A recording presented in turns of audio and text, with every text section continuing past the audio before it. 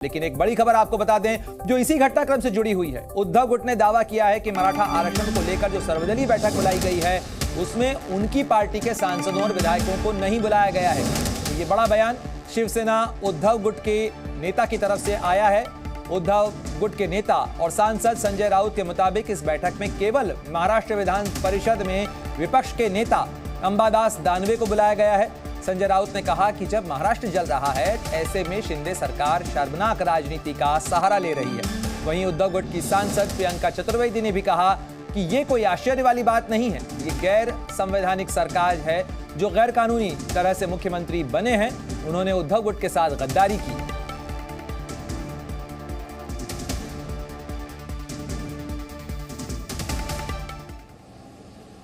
जिस पार्टी के मुख्यमंत्री कल तक रहे, आप भी उस पार्टी में रहे मुख्यमंत्री जी, आज भी उस पार्टी के 16 विधायक और 6 सांसद हैं, आप उनको नहीं बुलाते ऐसे महत्वपूर्ण बैठक में जिनका रोल बहुत महत्वपूर्ण है इस समाज में, जिस पार्टी को समाज में समर्थ हैं, आप उनको नहीं बुला रहे। ये क्या चल रहा है? या अपना व्यक्तिगत जो द्वेष है वो आप निकाल रहे हो, भड़ास निकाल रहे हो। ऐसी राजनीति नहीं चलती कभी। तो ठीक है, मैं यही कहता हूँ कि मुझे मान सम्मान की जरूरत नहीं है। हमें ये प्रश्न का समस्या निकालो और मनोज जरांगे पाटील का जो अनशन है उनकी प्राण की रक्षा करो, इतना मैं कहूँ। नेट बंद करण्यात आले, अनेक लोकांना देखील उचलण्यात येत आहे। बघा, नेट बंद आतापर्यंत आम्ही मणिपूर आणि जम्मू काश्मीरला केलं असं समजत होतो। आजही मणिपूरला इंटरनेट बंद है, जम्मू कश्मीर में बंद है, महाराष्ट्र में बंद हो गया। उसका मतलब है आपके नियंत्रण में कुछ नहीं है। अब लॉ एंड ऑर्डर, लोग रस्त्यावरती उतरलेले हैं। तो देखिए, इस पूरे मामले को लेकर जहां घमासान मचा हुआ है, आरोप प्रत्यारोप लग रहे हैं, लेकिन आपके लिए यह भी समझना बहुत जरूरी हो जाता है कि आखिर इस पूरे मामले पर पेंच कहां फंसा हुआ है, कहां वो पेचीदगियां हैं जिसके अंदर इस मामले को सुलझाने की समय कोशिशें हो रही हैं। तो देखिए, 16% आरक्षण पहले मराठाओं को ओबीसी के तहत मिलता था और इसके लिए प्रावधान किया गया था। उसके बाद इस सीमा को मामले में जब सवाल आया तो यह कहा गया कि 50% की जो सीमा जो कि संविधान के तहत तय की गई है आरक्षण के मामले को लेकर, उसे पार नहीं किया जा सकता। 2021 में सुप्रीम कोर्ट ने मराठा आरक्षण के मुद्दे को रद्द कर दिया था, क्योंकि यह मामला पहले बॉम्बे हाईकोर्ट के अंदर गया और उसके बाद यह मामला सुप्रीम कोर्ट तक गया। 19% आरक्षण महाराष्ट्र में कुणबी जाति को दिया जाता है और मराठाओं को कुणबी प्रमाण पत्र दिए जाने की जो मांग है कुछ मराठाओं को मिलता है। और मनोज जरांगे पाटिल की जो मांग है, जो कि आमरण अनशन पर बैठे हैं, कि सभी मराठा जो समुदाय से जुड़े हुए लोग हैं उन्हें कुणबी के तहत आरक्षण की जो सुविधा है, आरक्षण का जो लाभ है वो मिलना चाहिए, उन्हें कुणबी सर्टिफिकेट मिले। और यही जो है वो मामला है जिस पर फिलहाल पेच फंसा हुआ है। और इसी मामले को सुलझाने के लिए फिलहाल कई तरीके की कोशिशें हो रही हैं, बातचीत हो रही है, कवायद हो रही है। और इस पूरे मामले के अंदर आज जो सर्वदलीय बैठक बुलाई है उसमें समाधान की उम्मीद की जा रही है। लेकिन भीड़ में सोमवार को ही हिंसा के बाद लगे कर्फ्यू को आज हटा लिया गया है।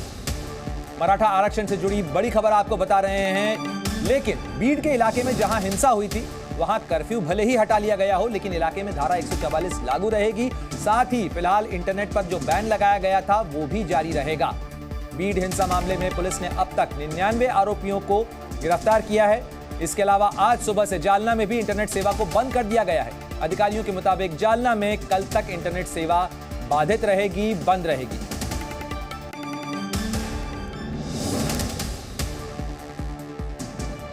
और एक बार फिर रुक करते हैं, जी न्यूज संवाददाता अश्विन पांडे लगातार हमारे साथ जुड़े हुए हैं। अश्विन, आप जालना में मौजूद हैं और जिस तरीके से ये पूरा आंदोलन फैलता हुआ नजर आ रहा है, फिलहाल कानून प्रशासन की जो प्राथमिकताएं हैं वो किस तरीके से हैं, किन इलाकों तक इसको सीमित रखने की कोशिश की जा रही है और कैसे हालात को सामान्य बनाए रखने की कोशिश होगी?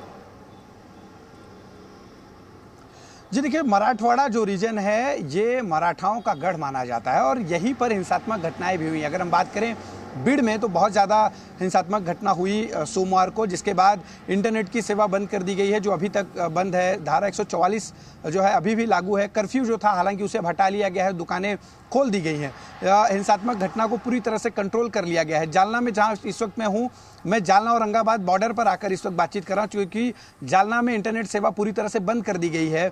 वहां पर सुरक्षा व्यवस्था काफ़ी पुख्ता की गई, क्योंकि जालना के ही अंतरावली सराटी जो गाँव है जहाँ पर मनोज जरांगे पाटिल इस वक्त अनशन पर बैठे हैं, उन्होंने कल बड़ी नाराजगी भरे स्वर में कहा था कि मराठा समाज अगर नाराज हुआ तो उसका खामियाजा लोगों को भुगतना पड़ेगा। बीड़ में अगर वो चले जाते हैं तो वहाँ पर मराठा की ताकत क्या होगी, ये सरकार को समझ में आएगा। तो इस तरह की बातों के बाद सरकार और ज़्यादा जो है चौकन्नी हो गई है।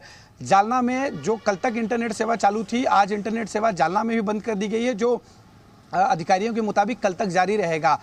कोशिश ये है कि शांति व्यवस्था पूरी तरह से बरकरार रखी जाए। मनोज जरांगे पाटिल जब सोमवार को पूरा हिंसात्मक घटना सामने आई, उसके बाद उन्होंने भी लोगों से अपील की कि इस तरह से हिंसा जो है ना की जाए।